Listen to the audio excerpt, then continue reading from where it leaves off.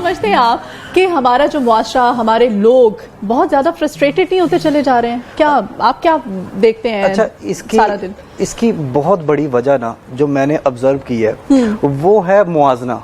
हर person दूसरे person के साथ अपना कंपैरिजन कर रहा है और मुसलसल बचपन से लेके आगे तक मुआजना चलता जाता है और इसका एंड रिजल्ट क्या निकलता है?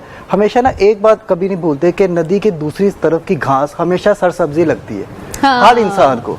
अगर आप नदी के इस किनारे पे है तो आपको दूसरी साइड की अच्छी लग रही होगी और दूसरी साइड पे खड़े आपकी उसको घास अच्छी लग रही होगी। हाँ, तो हमेशा जब हम दूसरे की तरफ देखते हैं ना तो अपनी थाली हमेशा खाली नजर आती है। ठीक है ना? तो इसका एक बहुत बड़ी वजह जो है ना मेरे नजदीक वो ये कि मुआवजा जो हम करते हैं, बचपन में हमारा मुआवजा अपने क्लास फेलोज के साथ हो रहा होता है, थोड़े बड़े चले जाए तो यूनिवर्सिटी फेलोज के साथ, ठीक है, फिर हम अपने साथ कंपेयर करते हैं अपने रिलेटिव्स को, फिर हम कंपेयर करते हैं अपने साथ अपने कारोबारी कुलीग्स को, फिर हम कंपेयर करते हैं जी शुरू से लेके एंड तक।